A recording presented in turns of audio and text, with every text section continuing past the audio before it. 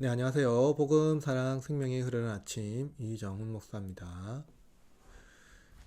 오늘부터 느헤미야를 살펴봅니다. 느헤미야는 자신의 백성이 비참한 소식을 듣고 금식하며 눈물로 기도합니다. 성벽이 무너지고 성문이 불타버린 예루살렘의 현실은 단순히 물리적 파괴가 아니라 하나님의 백성이 영적 공동체로 깨어진 상태를 상징합니다. 이 장면은 오늘날 우리의 영혼과 삶의 무너진 상태를 반영하며 우리에게 이를 회복할 참될 중보자가 필요함을 깨닫게 합니다. 오늘 말씀은 느헤미야 1장 1절에서 11절입니다. 느헤미야 제1장. 하가랴의 아들 느헤미야의 말이라. 아닥사스다 왕 제20년 기슬르월에 내가 수산궁에 있는데 내 형제들 가운데 하나인 하나니가 두어 사람과 함께 유다에서 내게 이르렀기로 내가 그 사로잡힘을 면하고 남아있는 유다와 예루살렘 사람들의 형편을 물은즉 그들이 내게 이르되 사로잡힘을 면하고 남아있는 자들이 그 지방 거기에서 큰 환난을 당하고 능욕을 받으며 예루살렘 성은 허물어지고 성문들은 불탔다 하는지라. 내가 이 말을 듣고 앉아서 울고 수일 동안 슬퍼하며 하늘의 하나님 앞에 금식하며 기도하여 이르되 하늘의 하나님 여호와, 크고 두려우신 하나님이여, 주를 사랑하고 주의 계명을 지키는 자에게 언약을 지키시며 긍휼을 베푸시는 주여 간구하나이다. 이제 종이 주의 종들인 이스라엘 자손을 위하여 주야로 기도하오며 우리 이스라엘 자손이 주께 범죄한 죄들을 자복하오니 주는 귀를 기울이시며 눈을 여시사 종의 기도를 들으시옵소서. 나와 내 아버지의 집이 범죄하여 주를 향하여 크게 악을 행하여 주께서 주의 종 모세에게 명령하신 계명과 율례와 규례를 지키지 아니하였나이다.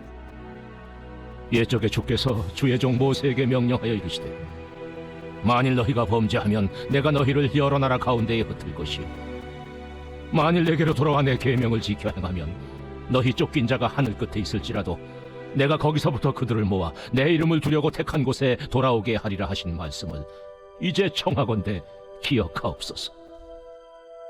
이들은 주께서 일찍이 큰 권능과 강한 손으로 구속하신 주의 종들이요 주의 백성이니이다.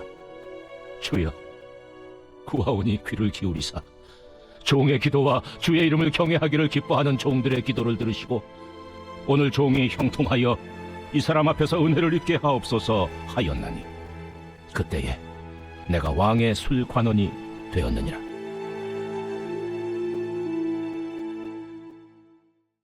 느헤미야는 예루살렘 성벽이 무너지고 성문이 붙었다는 소식을 듣고 깊은 슬픔에 빠졌습니다. 성벽의 붕괴는 단순한 물리적 파괴가 아니라 하나님의 백성이 영적, 공동체적으로 깨어졌음을 상징합니다. 성벽은 도시를 보호하는 방어망이자 정체성과 공동체성을 상징하는 중요한 구조물입니다. 성벽이 무너졌다는 것은 외부의 공격에 무방비로 노출되고 하나님의 백성으로서의 정체성과 단결력이 심각히 훼손되었음을 의미합니다. 또한 이는 하나님의 이름이 열방 가운데 조롱당하고 있음을 나타냅니다. 오늘날 우리의 삶에도 영적 성벽이 무너짐이 일어납니다. 기도와 말씀, 예배와 성령의 인도하심으로 세워져야 할 우리의 영적 성벽은 죄와 영적 침체로 인해 균열이 생기고 결국 붕괴될 수 있습니다. 죄는 우리를 하나님과 멀어지게 하고 영적 무력함 속에서 삶의 여러 영역에서 실패와 아픔을 경험하게 만듭니다. 하나님과 멀어진 상태에서 가정, 직장, 관계 등 모든 삶의 영역에서도 깨어짐과 혼란을 겪게 됩니다. 예수님은 우리의 무너진 영혼을 보시고 슬퍼하셨습니다. 누가복음 19장 41절에서 예수님께서 예루살렘을 바라보시며 우셨던 것처럼 예수님은 우리의 깨어진 삶과 관계를 안타까워하시며 이를 회복하기 위해 오셨습니다. 예수님은 십자가에서 우리의 죄와 연약함을 대신 지심으로써 우리를 다시 세우시고 하나님과의 관계를 회복시키셨습니다.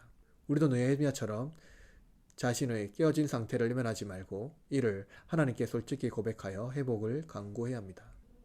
예수님은 우리의 모든 무너짐을 보시면서도 포기하지 않으시고 회복의 은혜를 주시기 위해 언제나 기다리고 계십니다. 느헤미야의 기도는 하나님에 대한 깊은 신뢰의 고백으로 시작됩니다.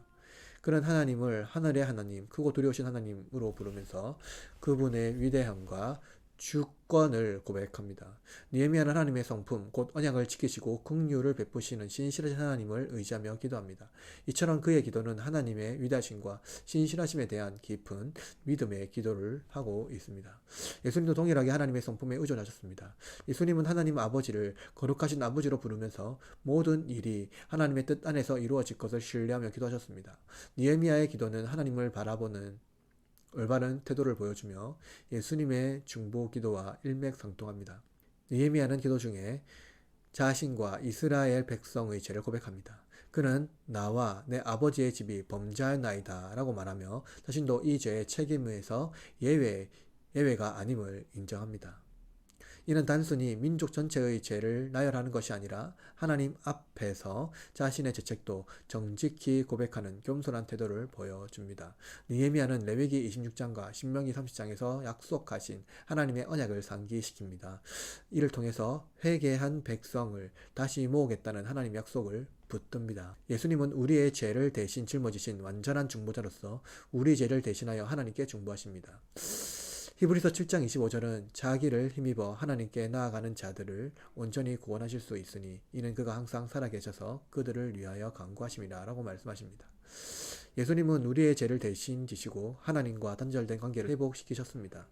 느헤미야가 민족의 죄를 대신 고백하며 회복을 간구했던 것처럼 예수님은 우리의 약함과 죄를 위한 중보자이십니다. 느헤미야는 하나님과 자신과 이스라엘을 위해 간구합니다.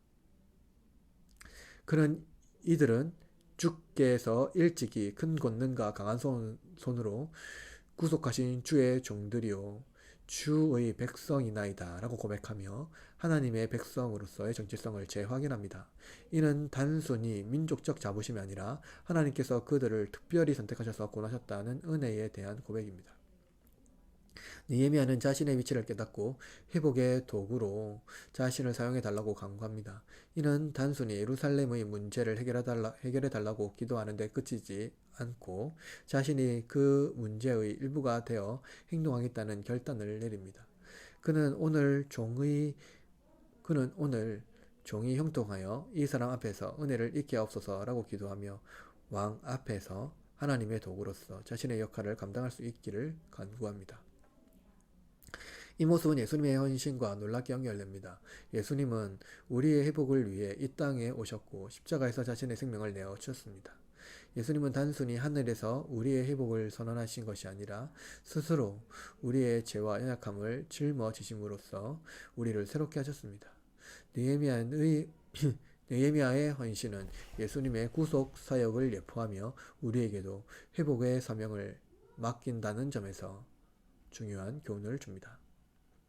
느헤미야의 기도는 하나님의 언약과 은혜에 대한 확신, 그리고 자신을 회복의 도구로 헌신하려는 결단으로 가득합니다. 이는 우리를 위해 십자가를 지신 예수님의 구속사역을 떠올리게 합니다.